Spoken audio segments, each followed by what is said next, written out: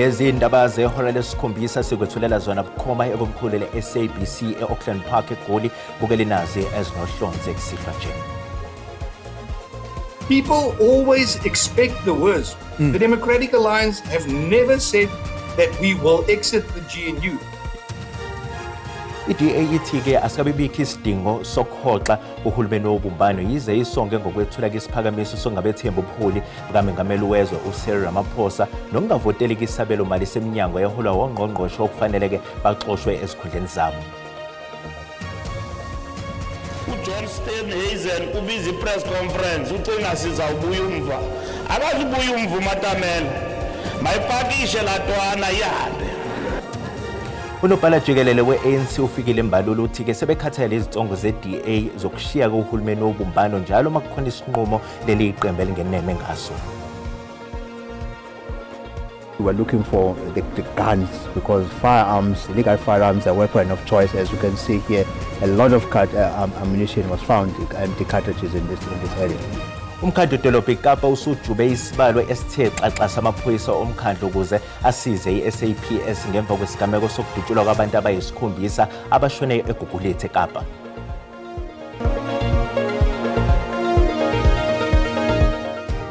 Ukuthola kube kwembukeli ngeyokwamukela ezindabeni zehora lesikhombisa izingunqa phambili kanti futhi-ke ezihamba phambili la kwe-SABC 1 Mzansi for sure kanjalo-ke nakwe-SABC Lehigh. Igama lami nginguDaud Phungula.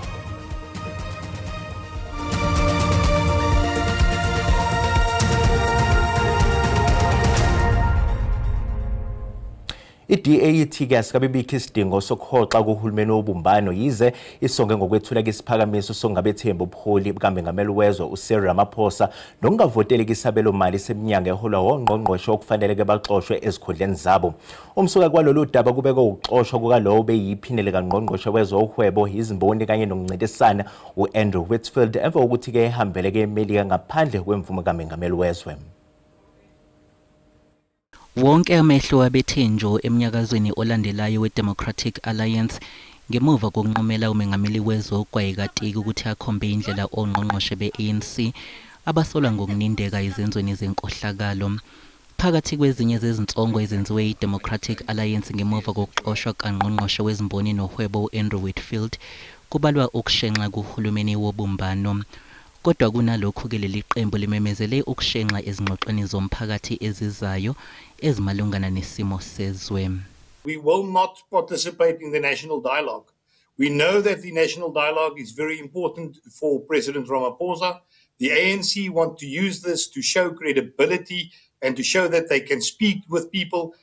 Ngaphezu kwalokhu i-Democratic Alliance ithi ngeke izeseke izabelo mali ezizokwabelwa iminyango yongqongqoshe abavela ku-ANC abasolwa ngezenzo zenkohlakalo. That budgets of billions of rands are being managed by people with tainted histories. You cannot give your purse to somebody that you cannot trust with your money.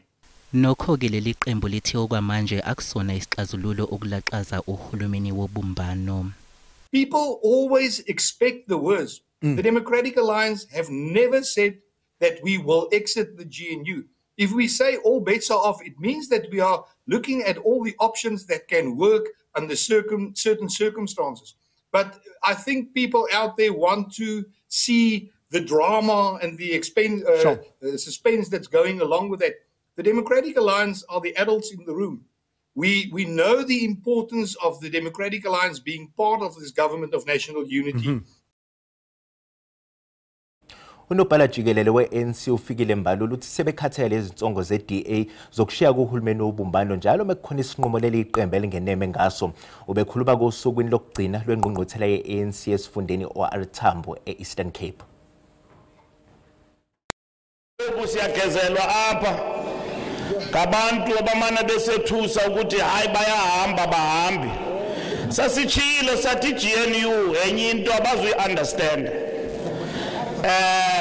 Ikude emaqabeni lando i-GNU it's a master class ye-African National Congress ibonakalisa ukuthi i-ANC iyacina lekhokhela nguRamaphosa phatha Ramaphosa phatha khokhela Ramaphosa khokhela upresident ukhalimela isigezo pha uJohn Steenhuisen ubiza ipress conference ucinga sizawubuya umva akazubuya umva uMatamela mayipakishe latwana ihambe ngoba igeze gqithi bayathusa bathi hayi dialogue i-national dialogue into yabantu base-South Africa idependanga ku-DA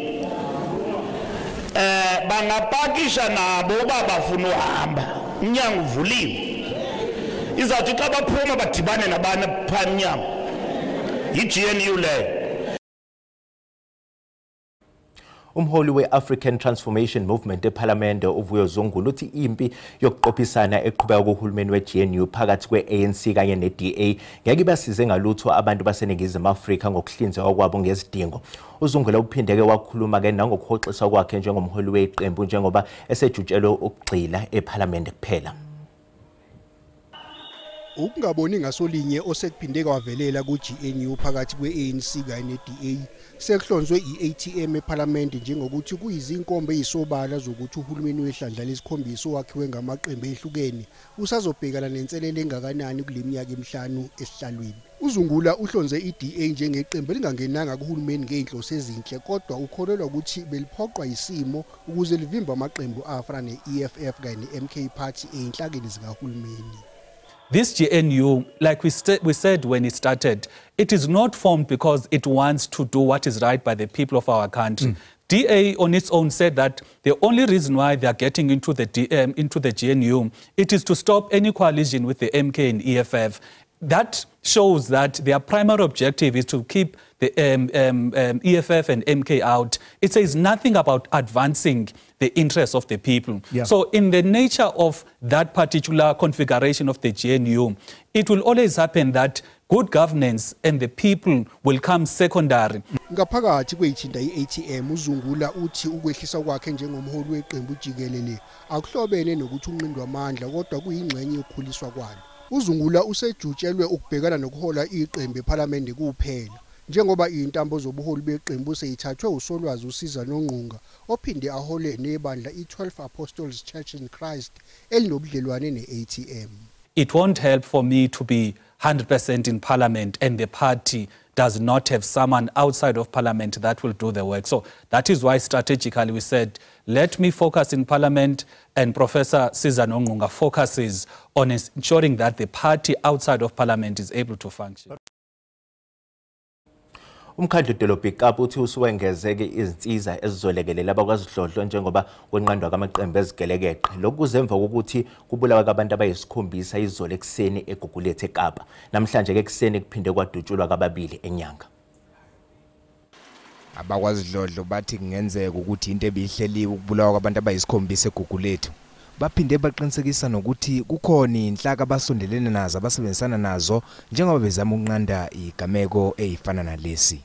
We've pulled a lot of resources now with this new approach between ourselves, the SAPS and the city of Cape Town, where we focus on the hotspot area and do everything that all the people that we need, whether it's the search warrant, the unlicensed firearms, and those who had firearms whose owners died and they have never applied, and also what we were looking for, the guns, because firearms, illegal firearms, are a weapon of choice. As you can see here, a lot of ammunition was found, empty cartridges in this area. Umkhandlu Dolobha iKapa wengeza amanye amalungu abomthetho ngenhloso yokulekelela inhlelo zamaphoyisa. During these targeted operations, city enforcement staff have made good arrests and confiscations. On Saturday night at 10 p.m. in Gugulethu, focusing on stop and searches and closing illegal shebeens, LEAP officers found a silver Volkswagen Polo who had first attempted to drive away. After the vehicle was stopped and searched, they found an R5 rifle with ammunition. Both men have been arrested and were taken to Gugulethu SAPS. Ngemva komkhankaso weshaneli izolo amaphoyisa aseGauteng athi kabophe abasolwa abangamakhulu ngamacala ehlukene aphindeke futhi kavala nezindawo eziningi ezingenazo izincwadi ezizokudayisa uphuzo oludakayo eHoneydew naseCosmos City. Kwenziwe uhlelo lwesivimba mgwaqo eCosmos City izolo ebusuku. Abasebenzisa umgwaqo banethemba ukuthi lo mkhankaso ohola bomthetho uzoba nomthelela ekwehliseni izinga lobugebengu esifundazweni. You must remember one thing, we are South Africans. So many people come into our country, whereas they are illegal and things like that. These are police officials, so we have to somewhat follow instructions and do as they are asking us to do. Lo mkhankaso soholele kuboshweni kwabantu abatholwe bengenazo izincwadi zokuba kuleli. The teams were able to arrest 35 undocumented persons that were found in this roadblock. They will also be able to arrest people that were found to be driving under the influence of liquor. So 4 are arrested, they are inside. The team was also be able to arrest 1 person that was found in possession of drugs. We were able to close about 12 shebins were closed, shut down. Amaphoyisa eGauteng asenxusa umphakathi ukuthi uqhubeke nokwalekelela ukuqeda nyanga izenzo zobugebengu.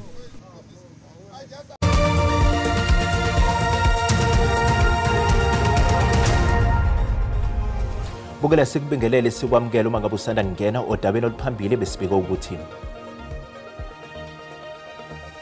i-DAET asikabibikho isidingo sokuhoxa kohulumeni wobumbano yize isonge ngokwethula ke isiphakamiso songabethembu obuholi kaMengameli wezwe uCyril Ramaphosa nongavoteleka isabelo mali seminyango eholwa ke ngqongqoshe okufaneleke baxoshwe ezikhundleni zabo. Bukela sikhumbuza ukuthi lezi ndaba ziyatholakala ku YouTube naku SABC Plus ngena kuzo uzicinge ngamagama athi SABC izindaba nakanjalo uzosithola ngomjalo bazo. Sithanda ukwexwayisa ababukeli abasheshe bazwele ngokuqukethwe ilombiko olandelayo. Kuboshwe kowesilisa ngezitolo zecala lokuhlahlela obengunina wakhe obeseneminyaka engamashumi nesikhombisa ubudala. Isalukazi bese sineminyaka engama-87 yobudala sibikwe emaphoyiseni njengomuntu onyamalele obengumakhelwane emva kokuqaphela ukuthi akakaze asibone sekuphele insuku ezimbili. Ekufikeni kwamaphoyisa ayithele phezulu kwesimo ebesinyantisa igazi. Izicubu zomzimba waso beziqoqwe zafakwa emabhakedeni ehlukene. Amaphoyisa abeseshaqwa wesilisa oneminyaka engama-40 yobudala oyindodana yowesifazane otholwe ebulewe ngesihluku. The woman was actually killed and dismembered, and then the parts put in the buckets. So as a result, he was immediately arrested. So he will be appearing before Seshego Magistrate Court on Monday to face charge of murder. Izikhulu zomnyango wezenhlalakahle eLimpopo zizwakalise intukuthele nokushaqeka ngesenzo sakamuva. Zikhathazekile nangezinga lodlame olubhekiswe kakhulukazi kwabesifazane nezingane olubonakala dlondlobala ezindaweni ezisemakhaya. The incident is quite sad, painful, but at the same time, we are enraged by the incident. Because a few weeks ago we issued a statement where we talked about the escalating incidences of gender-based violence, targeting particularly elderly and children. Of course, women in general continue to be under attack. Kuvulwe icala lokubulawa kwesifazane obesekhulile, okube imbangela ngokubulawa kwakhe ngendlela enesihluku akahlonzwa ngamaphoyisa. Umndeni nabangani bakaSinothando Malinga bathi sebelalo benyoni ngenxa yesihlava sodlame olubhekiswe kwabesifazane kwanobuhle eKariyerha eEastern Cape. uSinothando Malinga beno-Ibanathi Peter ababulawe ngesihluku ngesonto ledlule kanti abasolwa abane bakhalelwa amasongo kaSigonyela ngemva kwalesi sigameko. Umnandi nabahlobo luphele ngendlela emasikizi kwesisibini. Umalinga nomhlobo wakhe uIbanathi Peter kutyholwa ukuba badlwengulwe ngamadoda amane nangene ngenkani kwindlu abebehleli kuyo nabanye oogxa babo. Ebutsheni bale veki, umntwana oneminyaka 12 ubudala ucholwe emahlathini kwilokishi yaseMotherwell sele engasekho etshisiwe. After ugqityiwe asikazi ukukhululeka sibe right ngoku asikabi right ngoku. Abahlobo bakamalinga basadandathekile kukuphulukana nomhlobo wabo abamthandayo. Nangalamini eyenzeka lento andizile kum bathi masambi but mina ndabe ngalamini ndingakhosi emdleni ndathi hayi mana mbanjisho mzam andikhosi emdleni mina but masambi man siyohlala nabantu enaba bantu siyabaza kusuba sibaza abantu siqhelile uhlala nabo so ndothukile xa ndizova into yokuba kwaba bantu sibaziyo omnye wabo kubo befunda nathi esikolweni bamakakwazi naye ubandakanyeka kule nto yaba bantu. Nanjengoko abanye babarhanelwa besaziwa ngabahlali banexhala lokungakhuseleki kwabantwana babo. Kucacile ukuba ngaba amantombazana abantwana bethu abangamantombazana abasaphephanga kwaye abasakhuselekanga kwiindawo abahamba kuzo kunye nabantu abahamba kunye nabo bahlale kunye nabo bonwabe kunye nabo njengoba sibonile kwenzekile nakwaba bantwana babini bathe bangabaxhoba. Aba bamangalelwa bane baza kubuyela enkundleni yamatyala ngomhla wama-30 kuJulayi. Kwiindaba ze-SABC ndingunandipha Platyi eKarigha. Kusasa kulindele ukuthi inkantolo ephakeme esemgungundlovu kwaZulu Natal igwebe komunye walabo abasolwa ngokunindeke ecaleni lokusocongwa kukaSindiso Magaqwabe engunobhala jikelele ophiko lwentsha lwe-ANC. uMagaqo wasocongwa ngoNtulikazi wango-2017 eMzimkhulu eningizimu ntshonalanga yesifundazwe kwaZulu Natal. Ngenyanga edlule umsolo wesine kuleli icala uSibusiso Ncengo livumile icala lokubulala uMagaqa elokuzama ukubulala kanye nelokucikela phansi impahla. Nokho kabanye abasolwa kababili uSibonelo Miyeza noMbulelo Mpofana sebethoseka amacala amasha ngemva kokuvuma ke icala kukaNcengo wakhe. Kanti kulindeleke ukuthi icala labaliqulu emhla ziyisithupha kuze kube mhla zingamashumi-30 kuMfumfu walonyaka. I-Operation Dudu ithi ke ngeke ivumeleke umuntu ngisho namaphoyisa imbalo kuba ayivimbe emkhankasweni wayo wokukhipha abokufika kuleli abahlala kezakhiweni ezithathwe ngokungemthetho emadolobheni akuleli. We are, as Operation Dudula, are the mouthpiece of South Africans, and nobody will stop us because we cannot just sit back and watch our country going down the drain. I mean, our buildings are dilapidating. These people are hijacking. I mean, these people are criminals. The minute you cross the border and you don't have a proper document, that makes you a criminal. Now, why are these NGOs advocating for criminals? Are they promoting criminality? Are they promoting a lawless country? So I'm still saying we're going to close them down because South Africans are hurtful. And we are not vigilantes. I mean, if you have seen yesterday's operation, because it's all over social media platform, we asked the police that now that you're here, please intervene. We have properties that are hijacked by foreigners, whether they're legal or not, but they're not supposed to be occupying those properties. Properties are belonging to the city. If you check on the system, it tells you that the property belongs to the city, but you have a non-South African who lives in those property. We had complainants because we are invited by the community of Rosettenville to say that we are tired. Izakhamuzi eziguqule isakhiwo sesikole zasenza indawo yokuhlala eDiepkloof eSoweto zithi aziyindawo uhulumeni ungakaziniki indawo ezothuthela kuyo. Isikole iBahumane Primary yavalwa kudala ngenxa yesibalo sabafundi esasiphansi kakhulu. Lokho kwaholela ekutheni uNancy Khuno kanye nabanye baphendule amagumbi okufundela abe izindawo zokuhlala ngokungemthetho. Lesikole manje sesiyikhaya kubantu abangaphezulu kwama200. We don't disagree. It is illegal because this is a government's property. You can't say I've got a right here. No, we don't have a right. But because we wanted to push him to give us what we are asking for, that's the reason we did this. Not to say maybe we undermine the government. No. Okwamanje umnyango wezemfundo eGauteng ufuna lesakhiwo sibuyele ekubeni isikole ukusiza ingqinamba yezikole ezigcwele ngokweqile. Indeed, we are pressured in Gauteng. We cannot afford to have a school that is utilized for something else, only to find that it was actually zoned for a school. Nokho ukuthatha lesi sikole ngeke kuze kube lula kuhulumeni. We've gone to court and we've served eviction notices to the residents who are staying there. Obviously, we don't want to do this in an inhumane manner. We want to make sure that we work with every stakeholder that is involved to make sure that we comply with the law, but also we are humane in how we remove those residents. Izakhamuzi zithi zinethemba lokuthi zizonikezwa izindlu maduze njengoba nazo zazingahlosile ukuhlala lapha unomphelo. Bukela umhlahlo wesimo sezulu uyalandela.